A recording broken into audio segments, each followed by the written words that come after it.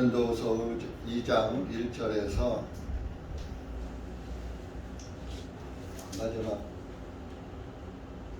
절까지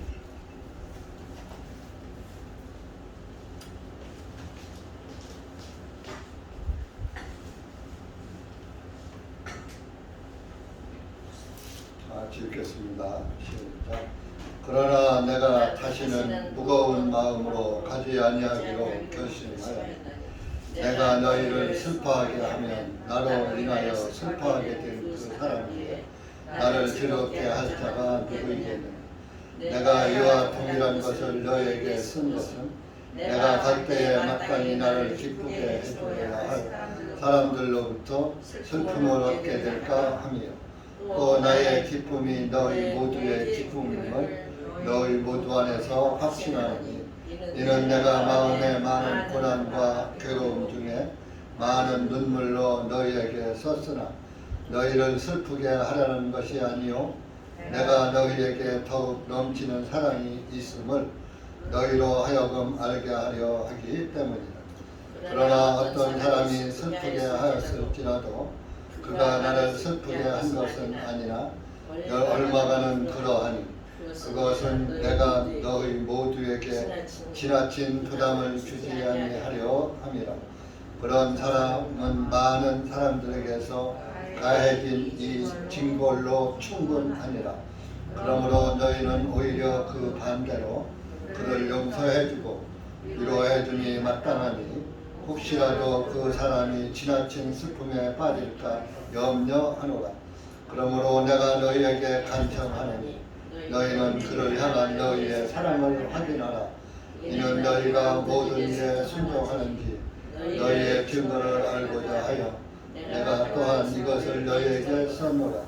너희가 무슨 일에 누구를 용서하면 나도 용서하고 만일 내가 무엇을 용서했다면 그것은 너희를 위하여 내가 그리스도 앞에서 용서한 것이니 사탄이 우리를 이용하지 못하게 하려 하며 이는 우리가 그의 계략들을 모르는 바가 아니기 때문이로다. 또한 내가 그리스도의 복음을 선포하기 위하여 드로아에 갔을 때 주님께서 내게 문을 열어주셨으되 내가 내 형제 디도를 만나지 못하므로 내 영이 쉼을 얻지 못하여 그들과 작별하고 거기서 마케도니아로 들어가니 이제 항상 우리를 그리스도 안에서 승리하게 하시고 또 어느 곳에서나 우리로 인하여 그리스도를 아는 향기를 숨기게 하시는 하나님께 감사하노라. 이는 우리는 구원받은 자들 중에서나 멸망하는 자들 중에서나 하나님을 향한 그리스도의 향기이니 우리가 이 멸망하는 자들에게는 사망에 이르는 사망의 냄새요 저 구원받은 사람들에게는 생명에 이르는 생명의 냄새라. 누가 이런 일들을 감당하리요. 이는 우리가 하나님의 말씀을 변개시키는 많은 사람과 같지 아니하고 오직 진실함으로써 하나님에게서 받은 것 같이 하나님의 눈앞에서와 그리스도 안에서 말하기 때문이라. 기도하시겠습니다. 은혜의 주님 감사합니다. 오늘도 주님의 은혜와 사랑 가운데 이 한 발걸음 이 한 곳에 모이게 하시고 기록된 말씀을 다시 한번 우리의 영혼의 만나로 삼을 수 있는 은혜의 시간 주신 것을 감사합니다. 기록된 말씀이 무엇을 우리에게 알려주시는지 말씀을 깨닫게 하시고 그 깨달아진 말씀을 우리의 양식으로 삼고 항상 우리의 삶 속에서 예수 그리스도를 소망 삼고 예수님을 바라보고 의지하고 예수 그리스도의 사랑 가운데서 살아가는 그리스도인들 될 수 있도록 은혜 베풀어 주시옵소서. 세상이 참 전염병으로 말미암아서 몸살을 앓고 있고 믿는 자나 믿지 않는 자 모두가 그런 그 곤란에서 헤어나지 못하고 있습니다. 하나님께서 빨리 이 전염병을 퇴치하여 주셔서 온 세상이 예수 그리스도의 영광을 바라볼 수 있는 은혜를 베풀어 주시옵소서. 이한 시간도 말씀을 주님께 맡기며 예수님의 이름으로 기도하옵나이다. 아멘.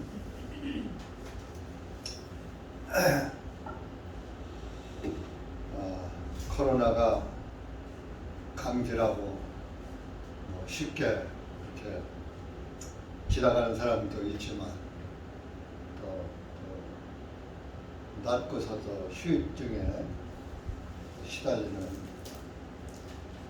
분들도 많습니다. 그러나 이 세상은 악의 세상이기 때문에 그 사악한 자들에 의해서 우리가 고통도 받으며 그 고통을 이기며 살아가는 것입니다. 이럴 때일수록 우리가 말씀을 잘 붙잡고 주님이 가까이 오신다는 것을 깨닫고 말씀 안에서 생활을 하고 믿음을 지켜야 될 때인 것 같습니다. 또 이 말세가 되면은 또 예수님이 오실 때가 가까워지면은 다 졸며 잔다고 잠든다, 잠을 잔다. 그러니까 마태복음에서도 신랑이 늦게 오니까 열처녀 비유 그래서 보면은 열처녀가 다 졸았잖아요. 다섯 처녀는 지혜로운 자고 다섯 처녀는 미련한 자, 어리석은 자고 다섯은 구원받고 다섯은 구원을 못 받은 그런 비유죠. 근데 신랑이 올 때가 됐는데도 안 오니까 기다리다 지쳐서 다 졸며 잔다, 잠들었다. 다 졸며 잠들으니까 신랑이 밤 늦게 오는 거예요. 그런 것처럼 지금 이 시대가 영적으로 아주 잠자기 좋은 시대인 거예요. 특히 한 2년 동안 지금 벌써 이제 3년째 접어들죠. 코로나가 한 2년 동안 코로나 때문에 모이지를 못하게 하고 또 코로나에 감염되면 모이지도 못하고 이러다 보니까 코로나 핑계라고 할 수는 없지만 코로나로 인해서 모든 교회들의 예배가 무너져 버렸어요. 줌 영상을다가 설교를 하고 여러분들 줌 영상이나 홈페이지에서 동영상 보는 거나 똑같잖아요. 여러분들 집에서 동영상 봐보면 집중이 됩니까? 그러다 보면 전화 오면 전화 받지. 사람 들락거리면 거기에 정신이 또 오지. 어떤 때 제가 자리를 비울 때, 설교자가 없을 때 동영상을 보라고 할 때가 몇 번 있었습니다. 교회 안에서 조용하게 단체적으로 동영상을 봐도 은혜가 안 된다는 말이 들리더라고요. 근데 혼자 집에서 가족들이 왔다 갔다, 애들이 왔다 갔다 하는 상태에서 동영상, 줌 영상으로 예배 드린다는 게 그게 참 정신 일도해서 하나님께 기도하고 말씀을 듣고 그렇게 되겠느냐 이겁니다. 그런 세월이 2년이 넘어버렸어요. 그러다 보니까 여기 어린 사람들, 믿음이 약한 사람들, 옳다, 잘됐다, 넘어진 짐에 쉬어가자. 우리나라 속담이 명언이 많아요. 넘어진 김에 쉬어가자 하면서 그냥 집안에서 퍼져버리고 그것이 이제 습관화가 되니까 모일 수 있는데도 이제 안 모이고 그게 다 조는 거예요. 교회 출석하는 사람들까지도 말씀 듣는 것보다 안 듣는 걸 더 좋아해. 교회 안 모인다 그러면 더 좋아해. 눈에 보여요, 보여. 여러분들 눈에는 어떤지 몰라. 제 눈에는 보여. 요즘 밥 안 해 먹으니까 아주 좋아. 밥 안 해 먹으니까 오후 예배 안 드리니까 더 좋아.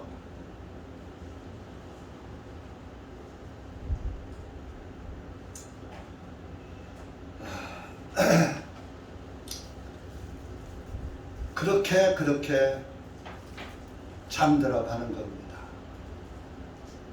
그래서 잠드는 사람은 깨우면 일어나는 나지. 잠들었다가 그냥 죽어버린다니까. 여러분, 잠자다가 죽는 사람 서로 있어요, 없어요? 분명히 어제 저녁에 같이 잠자리에 들었는데 아침에 안 일어나서 여보 들어보니까 죽었어. 그런 경우가 많죠. 노인들은 이제 또 늙으면 또 각방들 쓰고 그렇게 이제 그렇게 죽으면 자다가 혼자 죽는 거예요. 뭐 혼자 죽거나 뭐 열명의 식구를 모아놓고 죽거나 죽는 건 마찬가지지만 어쨌든 좌우지간 자다가 죽듯이 역적으로 잠이 깊이 들다 보면 깨어나지 못하고 그냥 죽은 자와 방불하게 되는 경우가 생긴다는 것입니다. 그렇게 해서 믿음에서 떠나 넘어지고 목회자인 저도 예배를 지난 한 2주 동안 못 드렸죠. 코로나 감염을 못 드리다 보니까 아픈데 신경 쓰고 뭐 어쩌고 하다 보니까 말씀에서 살고만이 멀어져요.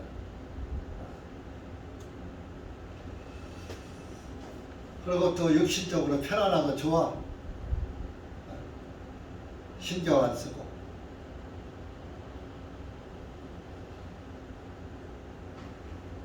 말씀을 듣는 여러분들은 말씀이 뭐 잘 전하네 못 전하네 하지만 말씀을 잘 전하는 분들은 뭐 크게 신경 안 써도 말씀을 잘 전해요. 근데 말씀을 못 전할수록 더 신경 쓰는 거예요. 더 신경 써지는 거예요. 그래서 그 말씀을 전하는 일은 쉬운 것 같으면서도 가장 어려운 거예요. 왜? 한마디의 말씀을 잘못 전하면 한 영혼이 병들고 한 영혼이 죽기 때문에 이 교회는 다중계층이 모이는 곳입니다. 유식한 자와 무식한 자와 남녀 노소가 모입니다. 별 사람이 다 많은 거예요. 신앙이 좋고 은혜와 진리가 충만한 그리스도인이 있는가 하면은 육신이 충만하고 세상이 충만한 사람입니다.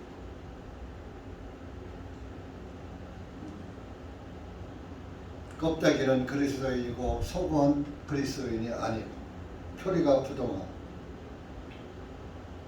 모든 인간은 다 거짓되다고 했습니다. 모든 사람은 다 거짓되다고 하나님이 말씀했지만 그래도 어느 정도 끝이야 되겠죠. 그죠? 겉으로는 천사고 속으로는 일이고 그런 경우가 많죠. 그래서 이 교회는 교회 생활은 우리가 정말 말씀 안에서 경건 생활로 일관해야지 됩니다. 고린도 교회가 오늘 읽으신 말씀도 그 고린도 교회의 그 징계의 말씀으로 인해서 오늘 말씀도 기록이 되는 거예요. 그 고린도 교회의 징계는 뭡니까? 고린도 전서 5장 가보세요.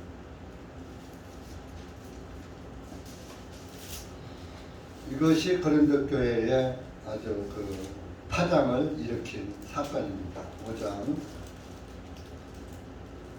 1절 2절 시작. 너희 중에 음행이 있다 하는 말이 공공연히 들리니 즉 어떤 자가 자기 아버지의 아내를 취한 것이 당연하다는 것이라.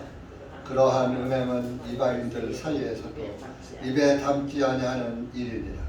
이런 행위를 한 자를 너희 중에서 쫓아내야 함에도 불구하고 너희가 오히려 슬퍼하기보다는 우쭐대는도다. 실질적으로 이런 그 교회 안에서 일절 같은 사건이 벌어진 거예요. 이제 이전 시대에는 지금은 일부 일처 시대지만은 이때만 하더라도 예전 시대에는 일부 다처. 뭐 우리 어렸을 때만 해도 우리 시골에서 첩을 둔 사람들이 한 동네에 몇 명씩은 있어요. 그렇다고 뭐 부자로 잘 사는 것도 아닌데 큰 부인 두고 작은 부인을 두는 그런 경향이 있었어요. 그래도 그것이 그렇게 그 동네에서 지탄받고 따돌림 받고 그런 상황이 아니야. 그럴 수도 있겠다.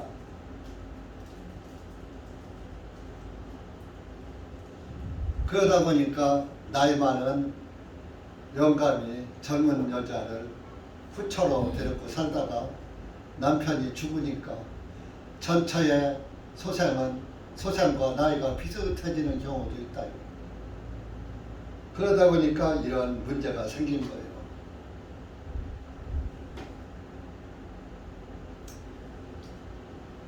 그래서 사도 바울이 이런 자는 너희 중에서 쫓아내야지 된다. 이 절에 출교시켜야지 된다.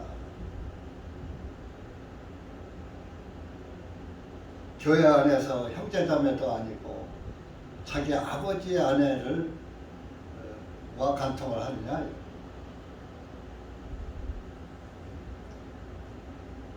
그래서 실질적으로 이 고린도 교회에서 이 사람들을 징계한 거예요.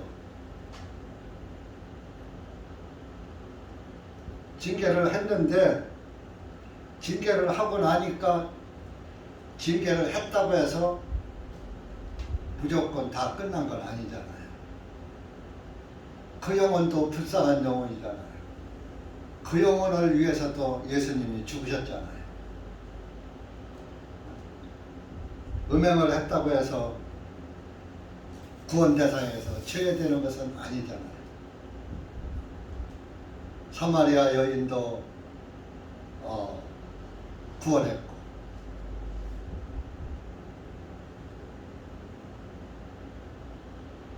또 가늠한 여인도 정죄하지 않는다고 예수님도 공개적으로 가늠한 여인을 무죄 석방시키시고, 교회는 출교했다고 끝나는 것이 아니다 이겁니다. 그렇게 해서 이제 징계를 했는데, 그래서 이제 징계한 것을 얘기하는 거예요. 6절에 보면 그런 사람은 많은 사람들에게서 가해진 이 징벌로 충분하니라. 교회 안에서 징벌을 내렸다. 근데 그렇게 하고서 났는데 그리스도인들 사도 바울 마음에는 그런 사람을 출교도 안 시키고 너희들이 같이 어울려서 먹고 마시고 자랑스럽게 얘기하느냐 하고 책망을 했지만, 그러고 나니까 또 그리스도의 사랑이 또 마음을 불편하게 하는 거죠.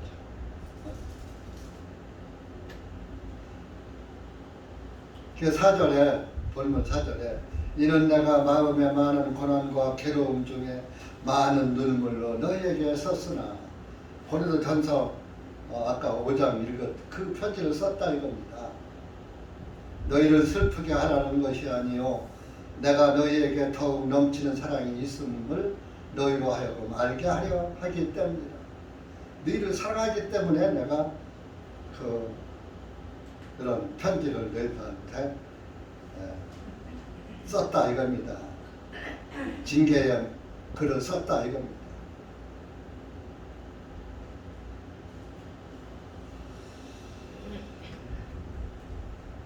그런데 그렇게 하고 나니까 나도 마음이 편치 않다 이거죠. 7절 가봅시다. 그러므로 너희는 오히려 그 반대로 그를 용서해 주고, 출교는 했지만 징벌은 했지만 용서는 해라. 왜? 모든 죄를 다 예수님은 용서를 하신 분이잖아요. 용서해 주고 위로해 줌이 마땅하니, 네가 잘못한 건 사실이고 징계 받을 일은 당연하지만은 그래도 믿음만은 버리지 말아라. 믿음을 심어준 것을 말하는 거예요. 혹시라도 그 사람이 지나친 슬픔에 빠질까 염려하노라. 혹시라도 이제 교회에서 출교당하고 징계당하다 보니까 아예 예수님 자체를 부정하고 안 믿어버리면 안 믿을까 염려가 된다 이겁니다. 교회를 바로잡자고 징계를 했는데 그 사람이 타락해가지고 예수 그리스도에서 떠나버리면, 믿음에서 떠나버리면 그 징계가 무슨 소용이냐 이거죠. 징계도, 교회의 징계도 하나님의 교회를 바로잡아서 바른 길을 하게 하기 위해서 징계하는 것이지, 징계해서 지옥 가게 하려고 징계하는 것은 아니다 그럽니다. 이게 참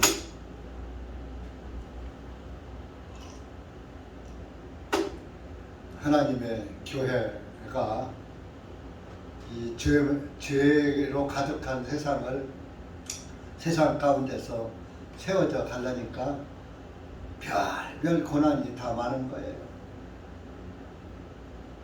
여러 사람이 각계각층의 사람이 모이다 보니까 별일이 다 일어난다. 그렇지만은 한 영혼이라도 잘못은 했지만 그 영혼을 멸망에 빠지게, 7절 끝에 그 사람이 지나친 슬픔에 빠질까 염려하노라. 내가 잘못을 했지만 나는 구원 받을 사람이 아닌가 봐. 자포자기 할까 염려한다.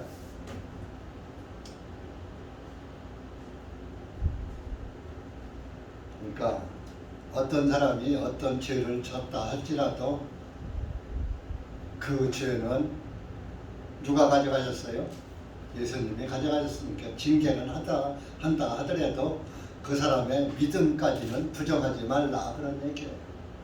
믿음은 그 사람의 그 범한 죄도 예수님이 다 속죄해 놓으셨으니 믿음에서는 지금부터라도 바로 서서 바로 가게 하도록 해줘라 그런 얘기죠. 그 회개하고 돌아오는 거예요. 따지고 보면. 회개하고 돌아올 수 있도록 그 사람의 앞길을 열어줘라. 믿음의 길을 터줘라. 8절 그러므로 내가 너희에게 간청하노니 너희는 그를 향한 너희의 사랑을 확인하라. 너희들이 그를 사랑하느냐?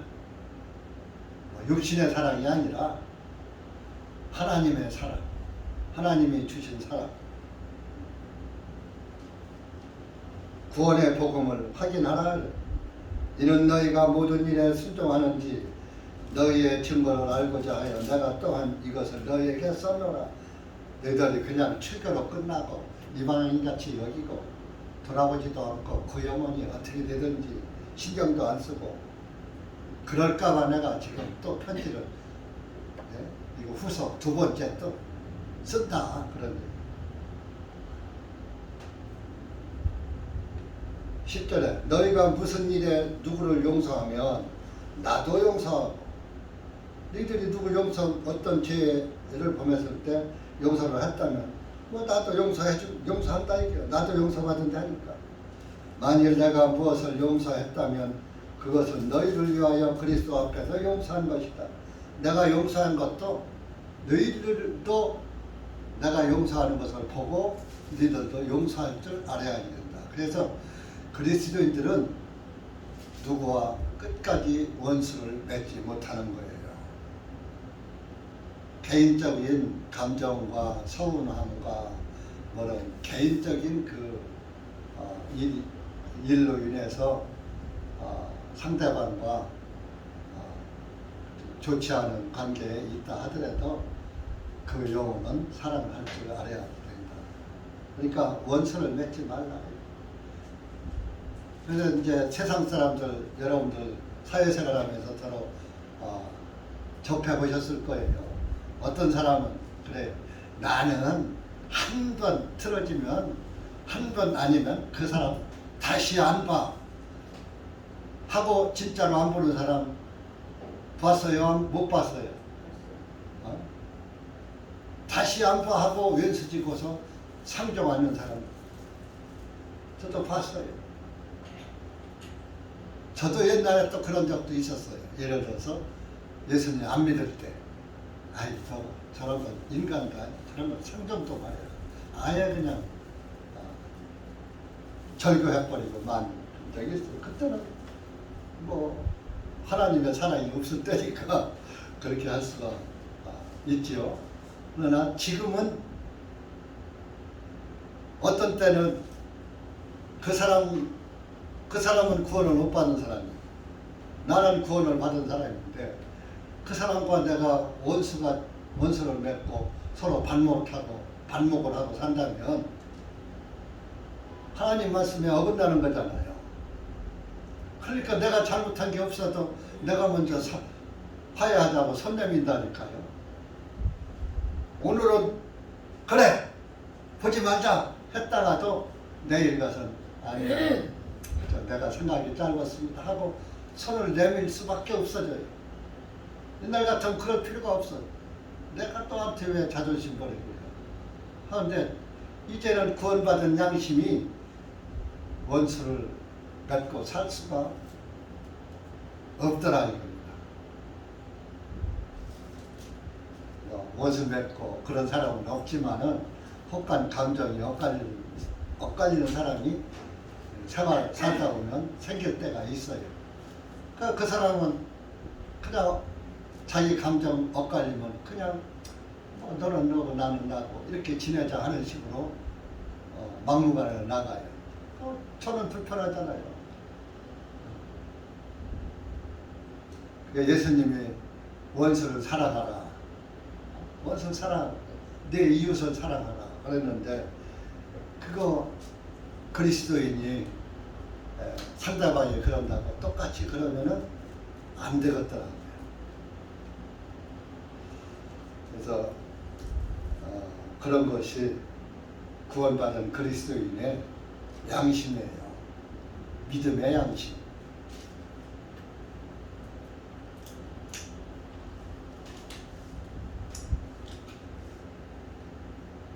마태복음 18장에도 회개하고 돌아오면 용서해라 예수님 말씀했잖아요.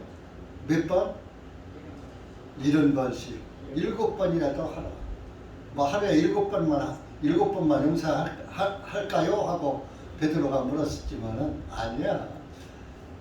70번씩 7번이라도 해야 돼. 무한 용서를 말하는 거예요.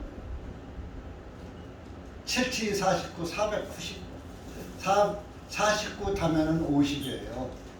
50은 50년에 한 번씩 오는 것이 신년이에요. 그래서 50은 신년의 수란 말이에요. 신년은 뭐요? 죄를 다 탕감해주는 해예요. 빚을 다 탕감해주는 해예요. 그러니까 예를 들어서 여러분이 그 이스라엘의 그 신년이 돌아오면은 내가 A라는 사람한테 빚을 1억을 졌어. 근데 갚다 한 2천만 원밖에 못 갚았어. 8천만 원밖에 남았어.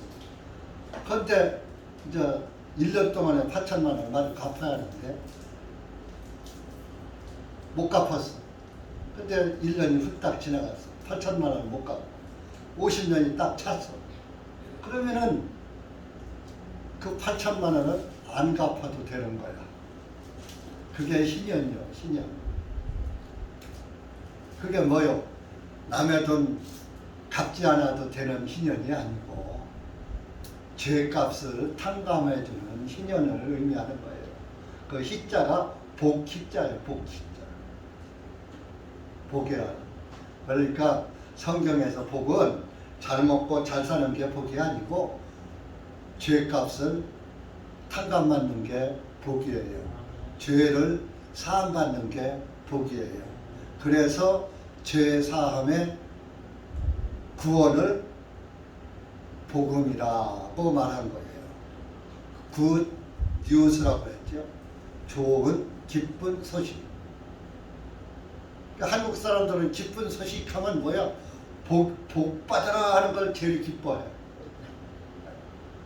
그러니까 한국 사람들은 복에 미친 사람들이다. 그런 말. 그래서 뭐 벽에다가도 복복자 써놓고 뭐 집안에다가 무슨 복복자가 그냥 다 새겨져 있고 써서 붙이고 복 받아라, 복 받아라. 그래갖고서 이제 오늘날 구원의 복을 선사하는 데가 교회인데 오늘날 교회들은 구원의 복을 선사하지 않고 세상 복 받아라. 하나님 잘 섬겨라. 헌금 많이 해라. 그럼 복 받는다. 11조 잘해라. 복 받는다. 그 말라기에서 보면 11조 잘하면은 하나님께서 그냥 쏟아 부어준다고 했잖아요. 나를 시험해 봐라. 하니까 그거를 문자적으로 해석해가지고 11조 하면은 복 받는다고. 복 받으려고 11조 한다니까요. 나도 옛날에 초신자 때 그런 적이 있어요. 복 받으려고 10에 2조까지 했다니까. 그랬더니 목사가 양심이 걸렸는지 10에 2조는 하지 마시고 11조만 하세요. 그래서 다시 11조 한 적이 있어요. 복 받으려고.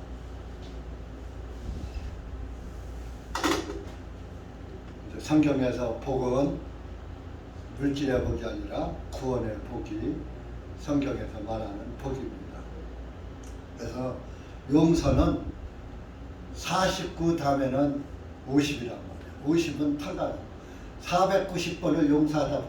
여러분 49번도 하기 어려워. 똑같은 한 사람에게 똑같은 죄를 졌을 때 49번 용서할 수 있겠어요? 49번도 어려운데 490번을 하라. 영원히 하라 그런 얘기예요. 70일에가 뭡니까? 70일에 7년씩 70개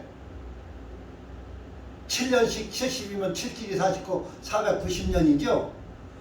그 다니엘 9장에 71회가 차면은 무엇이 생기냐? 예수님이 오셔서 우리의 죄를 다 끝내버린다. 그 말씀을 다니엘 9장에서 하고 있는 거예요. 그런데 오늘날 교회들이 아직 490년에서 7년 대환란이 남아있다 이렇게 가르쳐요. 그것이 세대주의요. 세대주의. 그러면 17이 49, 490년이 차면은 우리가 구원을 받는데 우리의 죄가 다 사해지는데 아직 7년이 남았으니까 490년이 483년이 된 거예요. 그러면 7년이 남아있으니까 480년에서 지금까지 멈춰있는 거야. 시계가. 오늘날 많은 한국의 교회들이 7년 대환란이 남아있다. 7년 대환란을 이겨야 천국 간다. 이렇게 가르쳐요. 나도 옛날에는 그렇게 믿었어요. 그런데 이제 복음이 풀리니까 7년 대환란 없어. 이미 490년 지내갔어. 언제? 다니엘 9장에서 얘기한 대로 끝났다 이겁니다. 한번 다니엘 9장 찾아봐요. 여러분들이 알아도 자꾸 반복 교육을 해서 여러분들이 그 확실하게 마음에 믿어야 돼요.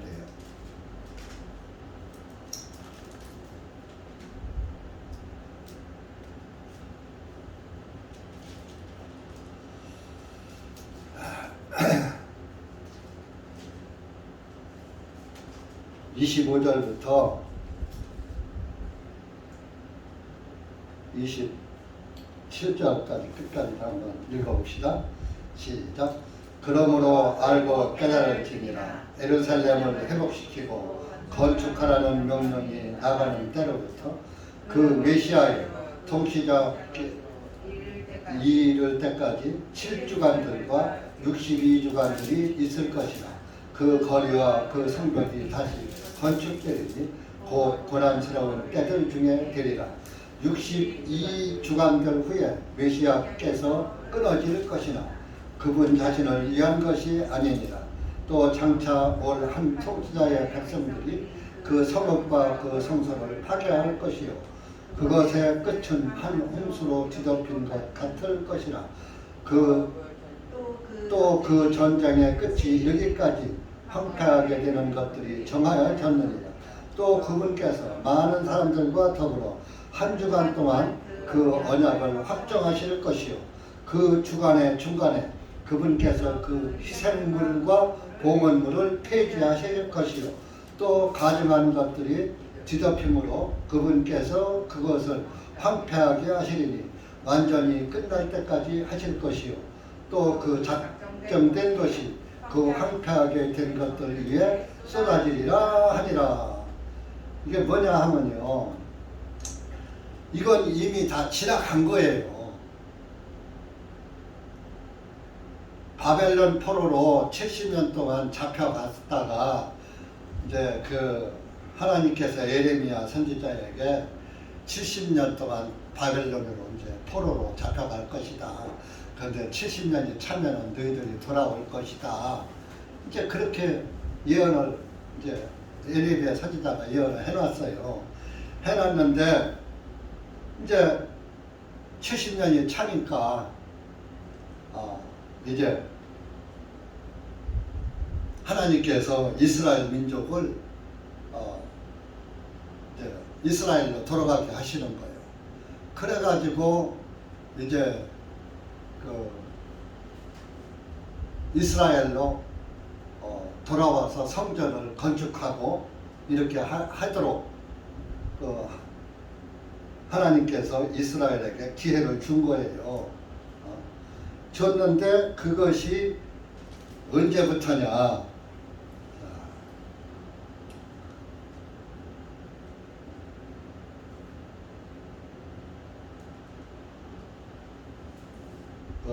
이제 예수님이 오시기 전 주전 457년, 그러니까 예수님이 오시기 457년부터 이제 그것이 시작이 되는 거예요. 그것이 뭐냐? 예루살렘을 회복시키고 성전을 건축하라는 25절에 건축하라는 명령이 나가는 때로부터 메시아요 그 통치자가 이를 때까지 7주간들, 그러니까 예루살렘을 가서 다시 중건해라, 다시 지어라, 성전도 짓고 예루살렘을 회복시켜라 하고 그 명령이 나가는 때로부터 7주간들, 7주간들, 또 62주간들. 자, 7주면은 뭐예요? 7주이 49, 49년입니다. 49년이고 62주간들. 또 62주간들을 또 7주다가 하면은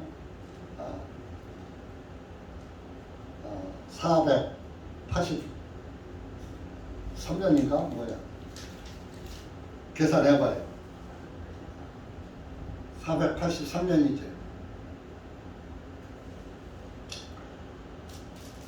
62주, 그러니까 7주간들과 7주간이 지나가고 62주가 지나가고 그러면 둘이 합치면은 69주가 되는 거예요. 그 69주가 483년이 지나가는 거예요. 483년이 지나가면은 마지막 한 주가 남잖아요. 여기 보면은 잘 보세요. 25절에 7주간들과 62주간들이 있을 것이라.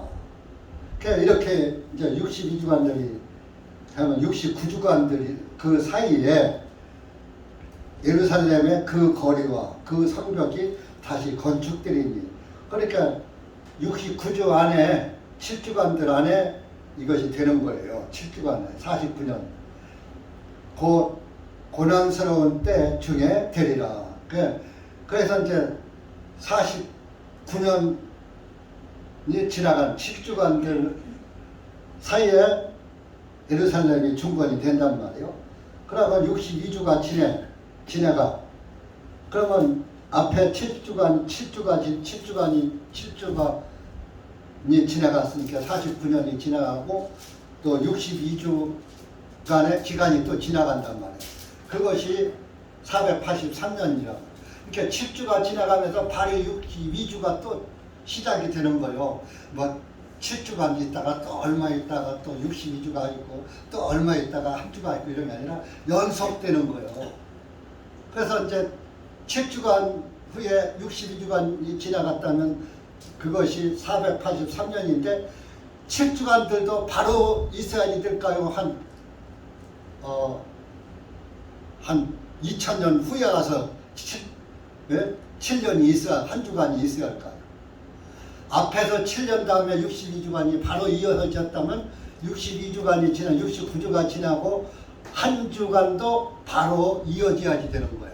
바로 이어져서 70주간을 채워야지 되는 거예요. 71회. 그래서 이게 이제 25절에 7주간들과 62주간들이 있을 것이라. 그때 이제 성벽이 건축될 것이다. 그러면서 26절에 62주간들 후에 메시아께서 끊어질 것이나, 62주가 지나가면 한 주간이 남았잖아요. 그 한 주간 동안에 메시아가 예수님입니다. 메시아께서 끊어질 것이나 그분 자신을 위한 것이 아니니라. 예수님이 자신을 위해서 죽는 것이 아니라 우리를 위해서 죽는다. 그래서 27절에 와서 또 그분께서 많은 사람들과 더불어 한 주간이 남았죠. 한 주간 동안 그 언약을 확정하실 것이요. 한 주간 7년 동안에 그 하나님의 언약을 아주 확정시켜 놓는다 이겁니다. 끝낸다 이겁니다. 그 주간의 중간에 그분께서 그 희생물과 봉헌물을 폐지할 것이요. 7년이 있는데 7년 중간에 희생물과 봉헌물을 폐지할 것이요. 자, 예수님이 있을 때는, 살아계실 때는 신약 시대일까요? 구약 시대일까요? 율법을 지킬 때요? 율법을 안 지킬 때요? 지킬 때잖아요. 그러니까 성전에다가 염소나 송아지 희생 예물을 드려야지 된단 말이에요. 예수님이 안 죽었으니까. 그래서 이제 그런데 예수님이 하나님의 어린 양의 역할을 이제 하시죠. 하시니까 다시 염소와 송아지의 피를 드릴 필요가 있어요? 없어요?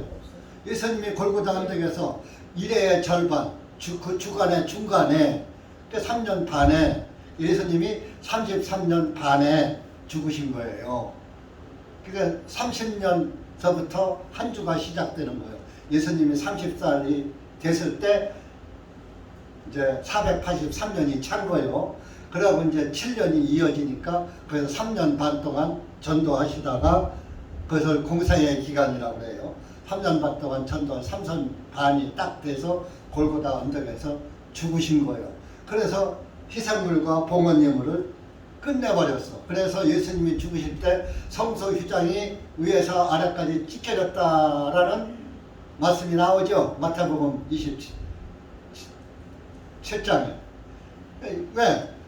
성소와 지성소 사이에 휘장이 있었는데 그 휘장이 위에서부터 아래로 5m의 길이, 높이가 5m예요. 근데 그것이 아래서부터 찢겨졌다면 사람이 찢어졌다고 할 수도 있어. 그런데 5m 위에서부터 쫙 찢겨서 휘장이 찢겨져 버린 거예요. 그러니까 이제 휘장이 찢겨지니까 성소와 지성소에 간격이 있어요, 없어요? 하나로 통한 거죠? 통일된 거예요. 더 이상 이제 지성소에 일반 사람은 들어가면 죽어. 대제사장만 피를 앞세워서 들어가야 돼. 그런데 이제 성소 휘장이 찢겨졌으니까 들어가도 안 죽어. 죄인이 들어가도 안 죽는단 말이에요. 대제사장도 지성소에 들어갈 때는 피를, 한 손에는 피를 들고 한 손에는 향로를 들고 향로를 앞세워. 아직 피가 뿌려지기 전이니까. 그러니까 향로를 들고 와서 향연이 앞을 가리는 거예요. 죄 냄새를, 그 이제 하나의 그 진리지요. 우리의 죄 냄새를 하나님이 맡으시면 안 되니까 죄 냄새를 막는 역할을 하니까 향연. 그 이제 향연을 피워서 하나님이 죄 냄새를 못 맡게 하시고 얼른 이제 지성소에다가 피를 뿌리면 향로를 치워버리는 거예요. 피가 뿌려지면 그 뿌려진 피를 보시고 죄가, 이스라엘의 죄가 사해지는 거예요. 그러니까 피가 뿌려지면 죄가 사해지니까 예수님이 피를 흘리시고 죽으시고 부활하셔서 하늘에 다 올라갔다 오셨잖아요. 요한복음 20장에 보면은 부활하셨을 때 마리아가 만나니까 만지지 말아라. 내가 아버지께로 올라가지 않았다. 그리고 그날 저녁에 와서는 이제는 만져봐라. 왜?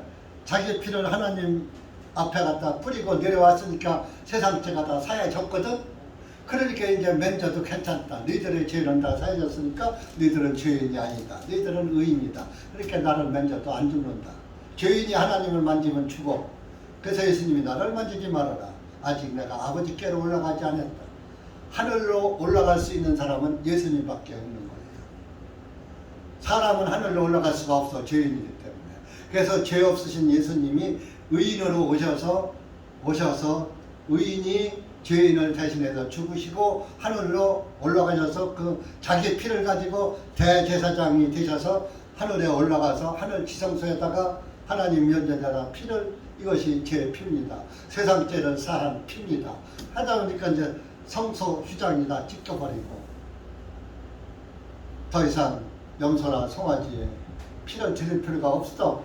그런데 이스라엘 사람들은 또 그것을 꼬매가지고 염소와 송아지의 피를 가지고 또 제사를 서기 70년까지 지내다가 서기 70년에 하나님이 다 멸망시켜버린 거예요. 왜?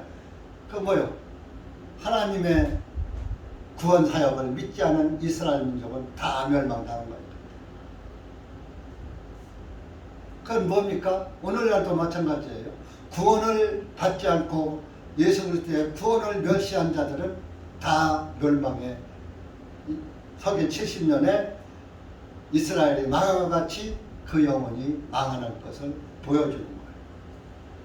그래서 예수님이 그 일의 절반에 한 주간 동안에 중간에서 3년 반에서 희생물과 봉헌물을 폐지했단 말이에요.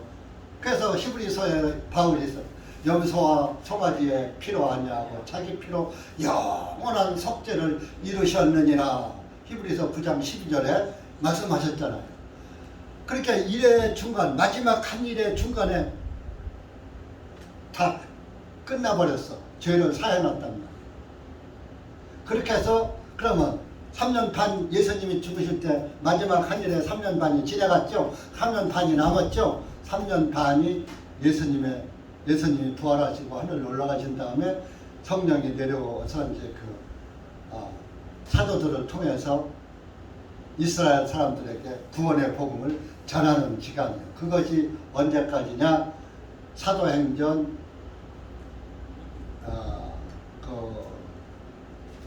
이디오피아 내시를 구원하는 그때까지가 3년 반인 거예요. 그래서 7년이 딱 찬 거예요. 70일에가 딱 찬 거예요. 그래서 이스라엘 땅 온 세상의 죄는 다 70일에가 차니까 예수님의 그 피로 온 세상 사람들의 죄는 다 사해졌다고 온 세상에 전해진 거예요. 그러니까 70년이 차면서 이스라엘 민족들에게는 다 전파된 거예요. 그 이디오피아 내시가 누구의 자식이냐 하면은 유대인의 자손이에요.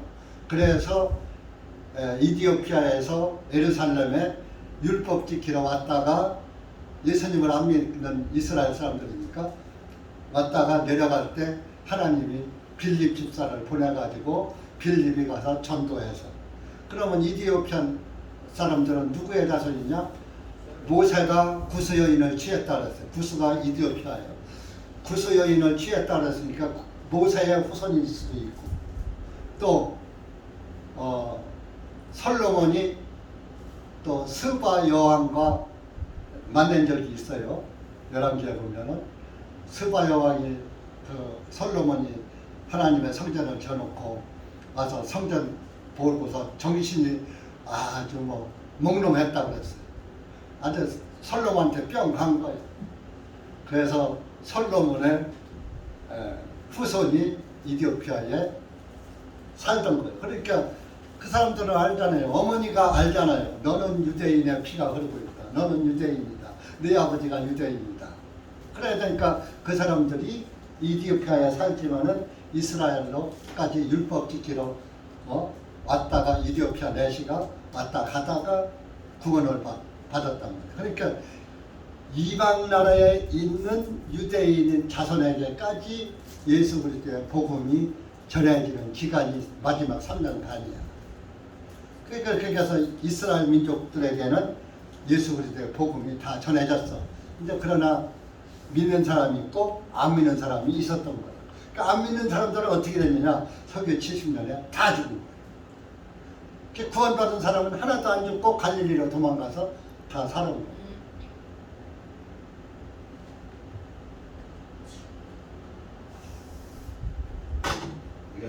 고린도 후서 얘기하다가 죄사함 용서하다가 이제 완전 속죄 말씀을 해서 여기 다니엘 얘기까지 했습니다. 그런데 이렇게 모든 죄는 다 예수님이 용서를 했기 때문에 우리가 어떤 죄인도 징계는 했다 하더라도 그 죄는 하나님이 용서한 죄니까 우리도 그 사람을 내가 한 행동은 나쁘지만 그러나 너의 모든 죄는 사함받았다 하는 것을 그 사람에게 알려줘가지고 그 사람이 나 이렇게 교회에서도 출교당하고 교회에서 징계 먹었으니까 나는 이제는 버려진 자식이네 하고 타락되지 않게 붙잡아줘라 그런 얘기입니다. 그것이 하나님의 사랑이다. 그런데 마귀는 그것을 이용한다. 너는 죄인이야. 네가 예수를 믿으면서 그러면 돼? 너는 지옥 가. 마귀는 한 영혼이라도 지옥에 빠뜨리려고 계략을 꾸민다 이겁니다. 그래서 11절에 본문 11절에 사탄이 우리를 이용하지 못하게 하려 하며 우리가 다 너희들도 용서하고 내가 용서하는 것은 사탄이 개입하지 못하게 계략 사탄의 계략에 넘어가지 않게 하기 위해서 사탄이 우리를 이용하지 못하게 하려 하며 그러니까 교회 안에서 어느 형제나 자매가 잘못하면 그것을 징계하고 책망을 하지만은 너는 잊어졌으니까 지옥 가 이렇게 정죄하지 말라 이런 얘기입니다. 그것이 누가 바라는 거냐? 사탄이 바라는 거예요. 자, 우리가 행위로 천국 가요? 믿음으로 가요? 에? 믿음으로 가잖아요. 어차피 내가 실행에 옮기지만 안 했지 마음에 간음 안 해본 사람 있어요? 구원받고? 뭐 있을 수는 있겠죠. 그러나 없어요. 한 번쯤은 다른 남자 멋지다 하고 생각할 수가 있어요. 다른 여자 이쁘다 생각할 수 있고. 예수님은 뭐요? 마음의 음욕을 품는 자 이미 그 마음에 간음하였느니라. 그거는 마음의 죄는 죄가 아닌데 마음의 죄도 똑같이 취급하시는 거야. 그러니까 저와 여러분은 예를 들어서 실행은 옮기지 않았지만 마음의 범죄는 같으다 이런 얘기예요. 실행에. 그러니까 용서 못할 죄가 있어요 없어요? 너도 똑같으면서 왜 너도 간음했으면서 왜 간음죄를 용서 못해주느냐.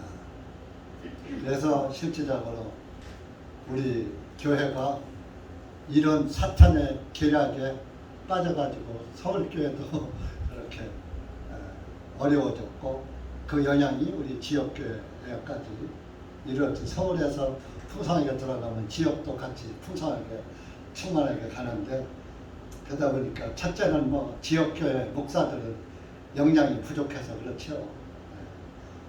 서울교회 때문이라고 하면 말이 안 되고 제가 역량이 부족하고 그래서 그런 것이지.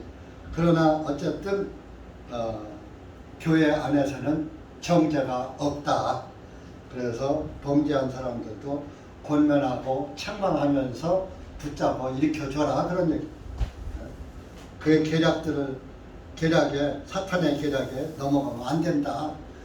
그러니까 여러분들이 교회 안에서 어떤 잘못하는 문제가 생기면 잘못했다는 것은 깨우쳐 주되 그러나 이제도 용서받은 죄니까 하나님께 감사하고 지금부터 신앙생활 하시오라고 알려주는 것이 옳은 처사다.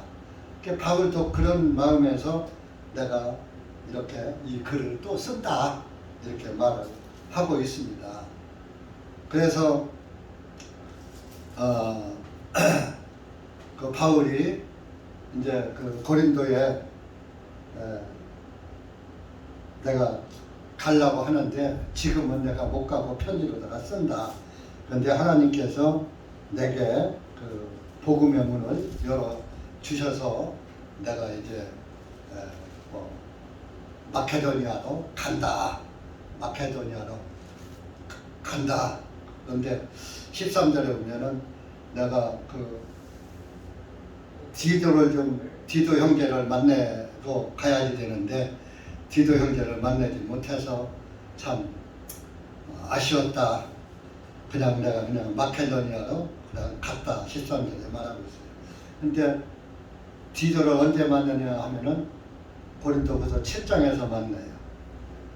7장 한번 가보세요. 이때는 못 만나고 2장에서 못 만나고 7장에서 만나요. 7장 6절 7절 시작. 그럼에도 불구하고 낙심한 자들을 위로하시는 하나님께서 디도를 오게 하셔서 우리를 위로하셨으니 그가 온 것뿐만 아니라 그가 너희에게서 받은 위로로 위로하되 너희의 사모함과 너희의 애통함과 나에 대한 너희의 뜨거운 마음을 우리에게 전해주므로 내가 더욱 기뻐하였느니라. 디도가 와서 소식을 전해줘서 디도에게, 디도가 이제 그 고린도 교회에 그 잘못을 범한 사람의 소식을 알려줬다 이겁니다. 그래서 그 사람이 타락하지 않고 잘 다시 회개하고 믿음을 회복하고 산다는 또 고린도 교인들도 또 용서를 해주고 복음으로 다시 위로하고 또 이렇게 복음 안에서 잘 회개하고 살도록 반성하고 지나간 것은 버리고 잘못했던 것은 버려야 할 거 아니면 끊을 건 끊고 다시 새 출발해서 가는 것을 이야기하는 것입니다. 그러면서 이제 14절에는 예수님이 우리를 승리하게 하신다. 14절에 보면 이제 항상 우리를 그리스도 예수 안에서 승리하게 하시고, 마귀가 죄를 자꾸 집어넣어 주는데, 교회에다 집어넣는데 그 마귀의 계략에 넘어가지 않고 마귀를 이길 수 있는, 마귀의 계략을 이기게 하신다 이런 얘기죠. 또 어느 곳에서나 우리로 인하여 그리스도를 아는 향기를 풍기게 하시는 하나님께 감사하노라. 여기요, 그리스도를 아는 향기라고 있죠. 그 그리스도를 아는 향기가 뭡니까? 고린도 에베소서 5장 나오세요. 에베소서 5장 2절. 그리스도를 아는 것이 바로 이거예요. 예수님 아는 것이 바로 이거예요. 시작. 그리스도께서 우리를 사랑하시어 우리 에베소서 5장 2절. 그리스도께서 우리를 사랑하시어 우리를 위하여 자신을 향기로운 예물과 희생물로 예비하시 하나님께 드린 것 같이 너희도 사랑 안에서 행하라. 예수님이 우리를 사랑해서 우리를 위하여 자신을 향기로운 예물과 희생물로 자기 자신을 예비했다. 그래서 하나님께 자기를 희생물로 드렸다. 그 예수님이 하나님께 드려진 희생물은 향기로운 예물이다 이런 얘기입니다. 하나님께 향기롭게 받으신 예물이야. 구약의 율법의 희생물을 드릴 때 하나님이 그 향연을 통해서 향기를 받으시고 향기롭게 그 예물을 받으시는 거예요.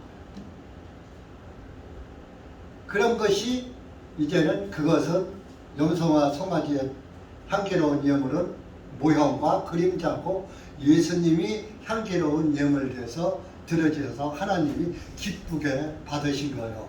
아벨의 그 양의 기름과 피를 받으신 것처럼 그 기쁘게 받으셨잖아요. 아벨의 예물을. 그 아벨의 예물이, 그 양이 바로 예수 그리스도란 말이에요.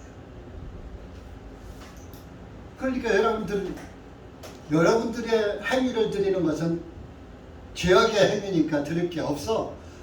예수님이 나의 향기로운 예물 되셨다고 예수님을 예물로 하나님께 드려야지 되는 거예요. 그러니까 여러분은 항상 예수님이 나의 예물이 되어야지 되는 거예요. 염소와 송아지 갖다 드리는 게 아니고 오늘날 뭐 어떤 교회에서 1000번째 예물을 드리라고 1000번 헌금하게 만드는 그 피 없는 제사요. 지옥 갈 제사요. 사기치는 목사들이요. 1000번째 돈 봉투들이가. 이제 1000번째 끝났어요. 예수님이 1000번째 되신 거라고요. 솔로몬이 성전 짓고 1000번째 드리니까 여러분들도 솔로몬처럼 1000번째 짓죠. 지금 율법 시대요. 1000번째를 예물을 드리게. 한국교회가 이렇게 엉망이라고요. 그런데 그런 교회들은 크게 흥망하고 복음을 똑바로 하는 그런 교회들은 비실비실하고 이거 누구 책임이요? 저와 여러분 책임.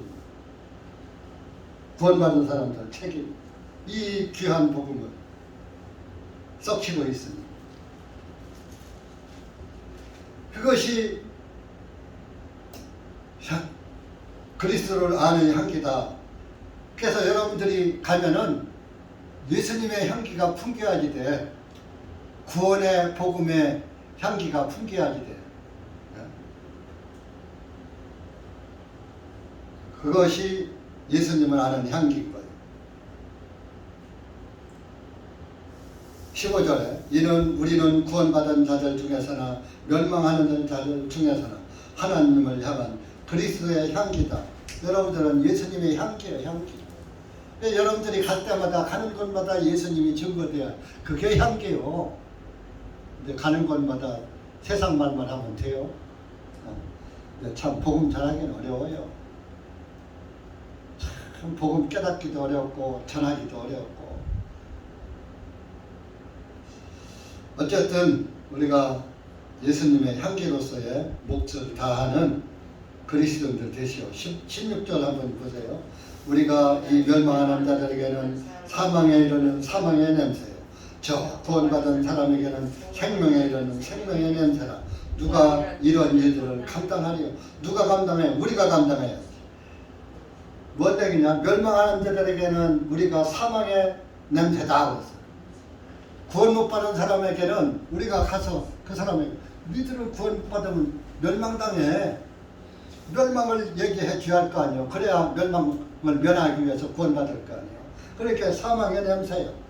아, 저 사람은 보면 나보고 지옥만 간다고 그래. 멸망받는다, 지옥 멸망받는다 그래. 이게 사망의 냄새예요. 또 구원받은 사람 앞에 가서는 할렐루야 하고서 복음 얘기하니까 생명의 냄새가 되는 거예요. 그러니까 구원받은 사람에게도 냄새가 되고 구원 안 받은 사람에게도 향기가 되어야 되는 거예요. 그 구원 안 받은 사람 듣기 싫어한다고 당신 구원 안 받으면 지옥 가 소리를 못하고 심판받아 소리도 못하고 입 꼭 다물고 듣기 싫은 소리 하면 안 돼요. 요즘 시대에 그렇게 하면 안 돼. 여러분, 내가 지금부터라도 예수님의 향기를 풍기는 그리스도인 됩시다. 기도합시다. 은혜의 주님 감사합니다. 오늘 우리가 고린도후서 2장 말씀을 통해서 다시 한번 교회의 용서와 교회의 향기를 대해서 짧은 시간에 주님의 말씀을 들었습니다. 하나님 아버지, 정말 우리가 구원을 받았다면 원수도 사랑할 수 있는 그런 능력을 갖게 하시고 또 예수 그리스도의 향기를 간 곳마다 멸망받을 자에게는 사망의 냄새가 되고 구원받은 사람들에게는 생명의 냄새가 되게 그런 빛과 빛이 되는 그런 그리스도인들이 될 수 있도록 은혜 베풀어 주시옵소서. 이런 시간 말씀을 들은 지체들 위해 예수 그리스도의 향기의 복음이 충만하게 깨달아지고 믿어질 수 있도록 은혜 베풀어 주시옵소서. 예수님의 이름으로 기도하옵나이다. 아멘.